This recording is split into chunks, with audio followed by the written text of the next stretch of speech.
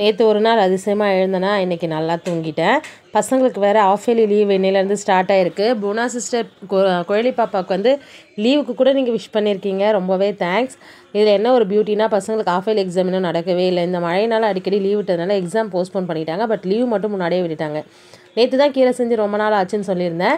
நேற்று ஈவினிங் வரும்போது அரைக்கீரையும் கிடச்சிது. சரி, ரொம்ப நாள் ஆச்சுன்னு அதையும் வாங்கிட்டு வந்து க்ளீன் பண்ணி வச்சுட்டேன். வெளியில் பனியில் தான் வச்சுருந்தேன்.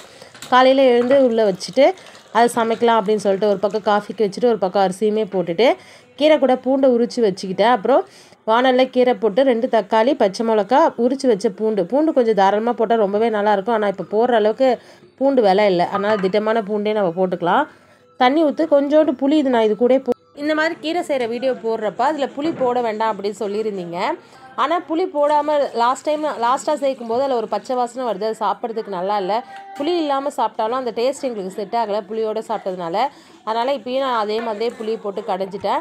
இந்த பக்கம் கொள்ளு ரசத்துக்கு ரெடி பண்ணி வச்சுட்டு இன்றைக்கி சைட் டிஷ்க்கு உருளைக்கிழங்கு செய்யலாம் அப்படின்னு சொல்லிட்டு எடுத்து வச்சுருந்தேன். இந்த உருளைக்கிழங்கு தோல் சீவி செய்கிறத விட தோலோடு செய்யும்போது ஒரு வாசனை இருக்கும். ஆனால் நல்லா வாஷ் பண்ணிவிட்டு செய்யணும், மண் இருக்குல்ல, அதனால் நான் அந்த மாதிரி தான் இன்றைக்கி தோலோடு செய்கிறேன். அப்புறம் சட்டியில் கடையிறதுக்கெலாம் நேரம் இல்லை கீரையை, அதனால் மிக்ஸி ஜார்லேயே போட்டு ஒரு ஓட்டிக்கலாம் அப்படின்னு சொல்லிட்டு எல்லாத்தையும் எடுத்து மிக்ஸிக்கு ட்ரான்ஸ்ஃபர் பண்ணிக்கிட்டேன்.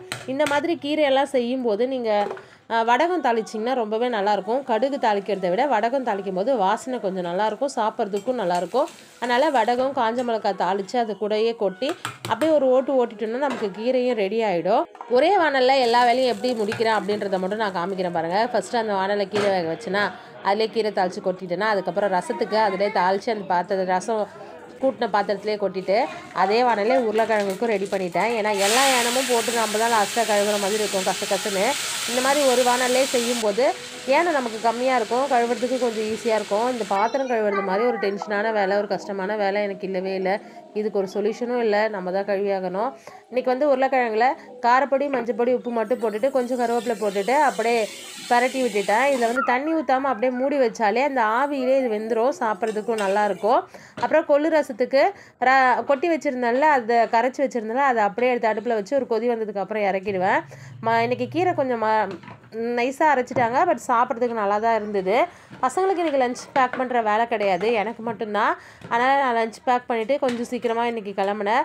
எப்பயும் போல் 2 டப்பாவில் சாதம் எடுத்து வச்சுக்கிட்டேன், ஒரு டப்பாவில் கீரை எடுத்துக்கிட்டேன், மேல் டப்பாவில் ரசம் எடுத்துக்கிட்டேன். இன்றைக்கி ஸ்நாக்ஸ் டப்பாவில் தான் உருளைக்கிழங்கு பொரியல் எடுத்துகிட்டு போயிருந்தேன். ஏன்னா உருளைக்கிழங்கு பொரியலுக்குன்னு தனியாக ஒரு டப்பா எடுத்துகிட்டு போனால் அது எக்ஸ்ட்ராவாக இருக்கிற மாதிரி இருக்கும். அதனால் இன்றைக்கி ஸ்நாக்ஸை கட் பண்ணிவிட்டு அந்த டப்பாவிலே உருளைக்கிழங்கு பொரியல் கொஞ்சம் தாராளமாக எடுத்துகிட்டு போயிருந்தேன்.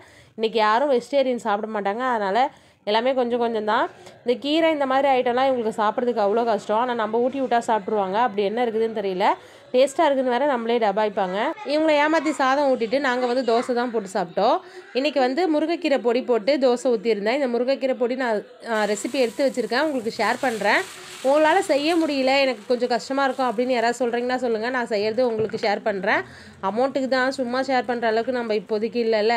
உங்களுக்கு வேணும்னா சொல்லுங்கள், நம்ம குழலி ப்ராடக்ட்டில் இதையே கூட நம்ம ஆட் பண்ணிக்கலாம். இன்னும் இதே சுட்டு சாப்பிட்டுட்டு அப்புறம் கிளம்பிட்டேன். அப்புறம் இலா சிஸ்டர் வந்து என்னோட குர்த்தி டீட்டெயில் கேட்டிருக்கீங்க. பெருசாக ஒன்றும் இல்லை, நேற்று போட்டிருந்த குர்த்தி ஒரு 4 வருஷத்துக்கு முன்னாடி எடுத்தது. இது ரீசெண்டாக சண்டே மார்க்கெட்டில் லோ பட்ஜெட்டில் எடுத்தது. இது எவ்வளோ ப்ரைஸ் இருக்குன்னு வேணால் கமெண்ட் பண்ணுங்கள், கெஸ் பண்ணுறீங்களான்னு பார்க்கலாம். வீடியோவில் தான்